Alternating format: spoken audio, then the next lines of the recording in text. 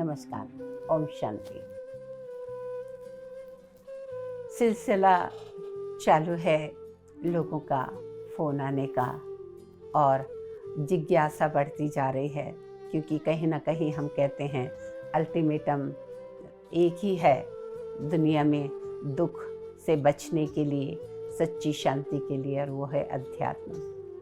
कई लोग कह रहे बहुत कोशिश करते हैं, लेकिन फिर भी क्यों नहीं पता, दुनिया से मोह नहीं छूटता, चीज़ों से मोह नहीं छूटता। योग भी अच्छा लगता है, अध्यात्म भी अच्छा लगता है, लेकिन उतनी जितनी आप कहते हैं वो अवस्था हमको नहीं प्राप्त हो रही। कारण बताएं। देखिए, हमारे सामने हजारों भारत में ऐसे महान पुरुष हुए हैं जिनके जीवन में कोई एक बड़ा झटका लगा, कोई एक ऐसी चोट पहुंची और उस चोट ने उन्हें परमात्मा से मिला दिया। सबसे पहला रामचरितमानस हम पढ़ते हैं तुलसीदास के। तुलसीदास, महाकवि तुलसीदास कैसे बने? वो तो एक संसारी व्यक्ति थे, पत्नी से इतना प्यार, इतना स्नेह कि एक दिन शाम को लौटी तो देखी पत्नी मायके चली गई है। रहा नहीं गया, बारिश हो रही थी और पहुंच गए उसके घर। सामने से कैसे जाएं? कहते हैं कि पीछे सांप लटक रहा था, उसको पकड़ के वो उनके कमरे तक पहुंच गए। और जब उनकी पत्नी ने उन्हें देखा तो उनको बहुत शर्म आई कि अगर मेरे माता पिता भाई देख लेंगे तो क्या सोचेंगे। और उन्होंने बहुत गुस्से में तुलसीदास जी से कह दिया कि लाज ना आवत आपको, दौड़े आयो साथ। आपको शर्म नहीं आई? दौड़ते दौड़ते मेरे पीछे आ गए। जितना प्रेम इस चमड़ी से है, इस देह से है, उससे आधा प्रेम भी अगर भगवान से होता तो तुम्हारा जीवन सार्थक हो जाता। बात दिल में लग गई। उसी समय तुलसीदास जी को वो चोट पहुंची और उन्होंने वहां से लौट आए और उन्होंने कहा सही तो कहा, चमड़ी से प्यार कर रहा हूं जो कि कितने दिन है पता नहीं, और वो परमात्मा जो सच्चित आनंद है उसके लिए नहीं। और वही साधारण सा व्यक्ति तुलसीदास रामचरितमानस की रचना करने के निमित्त बने। जीवन में कहीं ना कहीं कोई ऐसी बात लगना जरूरी है, जरूरी नहीं कि वो दुख भरी बात हो। कोई ना कोई ऐसी सत्यता कि ये दुनिया आसार है, दुनिया सत्य नहीं है, ये हम जो कुछ देख रहे हैं ये भ्रम है। सत्य है तो हमारी आत्मा, सत्य है तो वो परमात्मा। ये तो 5 तत्व की दुनिया है, जड़ दुनिया है। हम तो चैतन्य आत्मा, चैतन्य परमात्मा, उससे मिलन ही सच्चा सत्य है। तो उन तुलसीदास को वो जो बात लग गई, उससे वो इतने प्रसिद्ध ग्रंथ की रचना कर पाए। दूसरा, आपने वाल्मीकि के बारे में सुना होगा। वालिया डाकू थे, लोगों को चोरी डाका करके लूट के और घर का पालन पोषण करते थे। और एक बार बुद्ध महाराज को भी वो लूटने के इरादे से जब पहुंचे तो उन्होंने कहा, साधु संतों के पास तो कुछ होता नहीं, मेरे पास तो कुछ नहीं है, लेकिन एक बात बताओ, ये जो तुम गुनाह कर रहे हो, ये जो तुम पाप कर रहे हो, इसका भागी कौन होगा? का सारा परिवार। का नहीं होगा। का क्यों? का मैं कह रहा हूं तुम ये जो पाप कर रहे हो इसका सारा भोग तुम्हें भोगना पड़ेगा। का बहुत चतुर हो, मेरे को बातों में बहलाना चाहते हो। का नहीं, जाओ घर में जाके पूछ के आओ परिवार वालों से कि ऊपर जाने के बाद ये जो पाप मैं तुम्हारे भरण पोषण के लिए कर रहा हूं, इसके भागीदार आप लोग भी बनोगे ना? उसने कहा कि नहीं, मैं इधर गया तुम इधर से निकल जाओगे। कहा नहीं, मुझे इस झाड़ से बांध दो।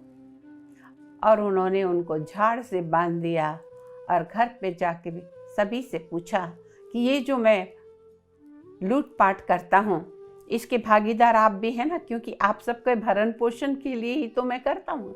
सबने जवाब दिया नहीं, हम क्यों इसके भागीदार होंगे। आपका कर्तव्य है हमारा पालन पोषण करना।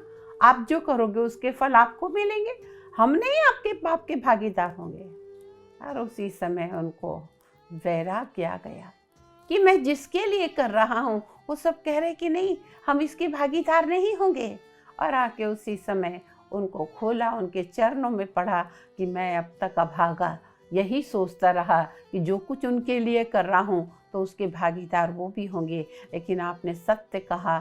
वो कह रहे कि हम आपके पाप के भागीदार नहीं होंगे। और तभी से उन्होंने वो सारा लूटपाट करना छोड़ दिया और वही वाल्मीकि बन गए। एक डाकू भी संत बन सकता है। तो हम तो साधारण मनुष्य हैं, हम तो कोई ऐसे बुरे कर्म नहीं कर रहे हैं, लेकिन फिर भी ये माया मोह, ये दुनिया से हमारा पीछा नहीं छूटता या मन नहीं लगता परमात्मा में। इसका मतलब यही है कि कहीं ना कहीं आपको कोई चोट नहीं लगी है। अभी तक इस संसार के आसार होने का आपको अनुभव नहीं हुआ है। जिस दिन ये सत्य आप जान लेंगे कि मेरा ये तन भी मेरा नहीं है, ये भी तो 5 तत्व का है। जैसे ही मुझे आत्मा को इस शरीर से निकलना पड़ेगा, मेरे अपने घर के लोग शाम के पहले इस 5 तत्व के पुतले को शमशान में ले जाके अग्नि संस्कार कर देंगे। इस शरीर से अगर कुछ होता प्यार मोह तो शरीर को संजो के रखते। किसी की माँ हूँ, किसी की बहन हूँ, किसी की बेटी हूँ, मेरी माँ है, मेरी बेटी है, तो इसको मैं संजो के रख लूँ। डेड बॉडी को नहीं रखते, यानी ये शरीर की भी कोई कीमत नहीं है। लेकिन हमें सबसे ज़्यादा अपने शरीर से प्यार होता है, बाल बच्चों से होता है, नाते।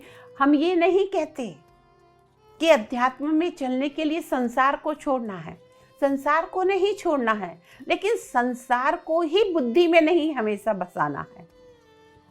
नाव अगर चल रही है पानी के ऊपर तो आपको पार लगा देगी, लेकिन वही पानी नाव में भर जाए तो वो डुबो देगी। आप दुनिया में रहें, लेकिन दुनिया आपकी बुद्धि में ना रहे। सबसे तोड़ निभाना है, संबंध निभाना है, लेकिन मोह कहीं नहीं हो।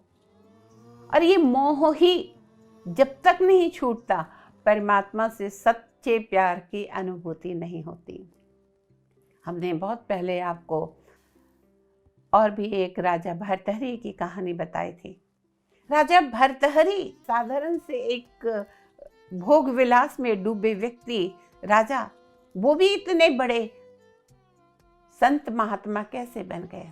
जब ये सत्य ज्ञान हुआ कि दुनिया में सच्चा प्रेम कोई नहीं करता एक परमात्मा के, और उसी समय उन्होंने राजपाट छोड़ दिया और वो परमात्मा की भक्ति में लग गए और वो भी महान संत हुए। हम नहीं चाहते कि इतिहास में हमारा नाम लिखा जाए, लेकिन कम से कम हमारे खुद के अंदर मेरी आत्मा को ये संतुष्टि हो, मेरी आत्मा को ये समाधान हो कि हाँ, दुनिया में मनुष्य का चोला लेकर आए। जिस कार्य के लिए ईश्वर ने हमें इस दुनिया में भेजा था वो कार्य हमने किया। ईश्वर हमसे क्या चाहता है या हम ईश्वर से क्या चाहते हैं?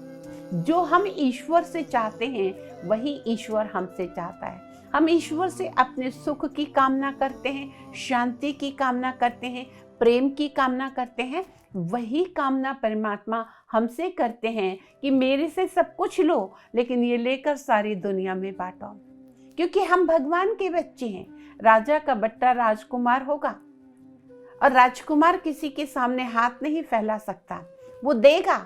हम भी दाता के बच्चे हैं, परमात्मा के बच्चे हैं। हम भी दूसरे को सुख दे, शांति दे, प्रेम दे, ज्ञान दे। जरूरी नहीं धन ही दे, धन है तो धन भी दान करिए। जो कुछ आप सफल करेंगे कई गुना होकर आपके पास आएगा। तो हम जो अपने जीवन में चाहते हैं वो देना शुरू करें, लेकिन पहले आपकी झोली भरी होगी तभी तो आप दे पाएंगे। और आपकी झोली तो अभी भरी नहीं, क्योंकि आपका योग नहीं लग रहा। आपने कहा है कि पता नहीं क्यों दुनिया से भी मोह है, भगवान से भी योग लगाना चाहते हैं। एक साथ 2 नाव में हम सफ़र नहीं कर सकते। फिर कहूँगी, तोड़ सबसे निभाना है, संबंध सबसे निभाना है। किसी से भी घृणा नहीं करना है, नफरत नहीं करनी है, लेकिन कहीं ना कहीं इस दुनिया के सत्य के बारे में जरूर जानना है कि अंतिम सत्य क्या है।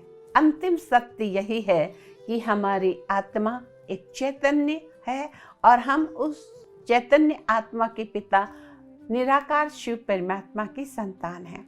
और जब हम अपनी बुद्धि योग को, अपने मन को ईश्वर से लगाते हैं तो वो परमात्मा की शक्तियाँ हमारे अंदर आने लगती है। हमारे व्यवहार में, हमारी दृष्टि में, हमारे बोल में, हमारे कर्म में परिवर्तन आता है और हमारा चेहरा सदा खिला हुआ कमल फूल के समान रहता है। लोग आज मुस्कुराना भूल गए। लोगों की जिंदगी में टेंशन है, डिप्रेशन है, परेशानी है। और जब हम इस मार्ग पे चलते हैं, ईश्वर के साथ का अनुभव करते हैं, तो फिर कोई टेंशन नहीं होती, क्योंकि परमात्मा सत्य ज्ञान सुना रहे हैं। वो ज्ञान से हमारे बुद्धि के कपाट खुल जाते हैं और हम कहते हैं कि चिंता किस बात की, जिसका साथी है भगवान उसको क्या रोकेगा आंधी और तूफान। तो कहीं ना कहीं वो बल आ जाता है, वो ईश्वरीय शक्ति हमारे साथ काम करने लगती है और हमारा मन विचलित नहीं होता। लेकिन उसके लिए सबसे पहले आपको कहीं ना कहीं उस परम पिता परमात्मा से सर्व संबंधों की अनुभूति का रस करना होगा। वो अनुभूति लेनी होगी। हम भगवान से कहते ही हैं, तमेव माता से पिता तमेव, तमेव बंधु से सखा तुम्हें। जब सब कुछ गाते हैं, कहते हैं, तो फिर प्रैक्टिकल में क्यों नहीं उससे अनुभव करते हैं। थोड़ी सी कोई परेशानी होती है, किसी साधु, किसी संत, किसी झाड़ फूंक वाले के पास चले जाते हैं, लेकिन उसको भी जिसने बनाया वो परमात्मा हजार हाथ वाला हमें मदद करने के लिए खड़ा है, उससे हम नहीं प्रार्थना करते।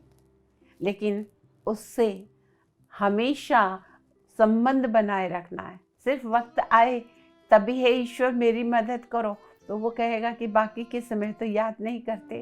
तो हम फिर कहेंगे कि इस सत्य को जान लीजिए कि जाता नहीं है कोई, दुनिया को यूं ही छोड़कर, मिलते सभी यहाँ पर कपड़े बदल बदल कर। इस दुनिया को छोड़ के कोई नहीं जा रहा है।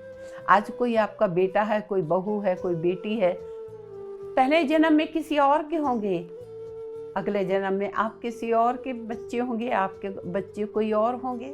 हम इसी संसार में लौट के आते हैं, क्योंकि शरीर को तो अंतिम संस्कार कर दिया जाता है, लेकिन आत्मा अजर अमर अविनाशी है। उस अजर अमर अविनाशी आत्मा के लिए बार बार यहाँ आना माने कि एक ड्रेस को चेंज करना है। और जब ये सत्य पता चल जाता कि आत्मा मरती नहीं, जलती नहीं, कटती नहीं, इन आँखों से देखने वाली, कानों से सुनने वाली अजर अमर आत्मा हूँ, तो कहीं ना कहीं उस सत्य के ज्ञान से हमारा आध्यात्मिक पृष्ठभूमि जो है वो और भी मजबूत होते जाती है। आज हम कई लोग फैशन के लिए कहते हैं, कहाँ जा रहे हैं, we are going to learn the meditation. Meditation सीखना भी एक फैशन हो गया। फैशन के रूप में नहीं अपनाइए, जीवन पद्धति, लाइफस्टाइल बना लीजिए कि मेरी जीवन ही योग युक्त हो। हर कार्य मैं करूं तो योग युक्त होके करूं। आत्मिक दृष्टि कि मैं भी एक चैतन्य आत्मा हूँ और जिस किसी को देखें तो उनको भी वो चैतन्य आत्मा के रूप में देखें और उस ईश्वर की संतान है उस रूप में देखें, तो आप देखेंगे कि आपकी दृष्टि में, वृत्ति में परिवर्तन आया और जो आप कह रहे हैं कि मन भटकता है वो नहीं भटकेगा। आशा ही नहीं बल्कि पूरा विश्वास है आपको अपने प्रश्न का उत्तर मिल गया होगा और अब से आप सार और असार दोनों को जान के जब योग करेंगे तो जरूर आपको वो सफलता मिलेगी। आज के लिए बस इतना है, फिर मिलेंगे, तब तक के लिए नमस्कार, ओम शांति।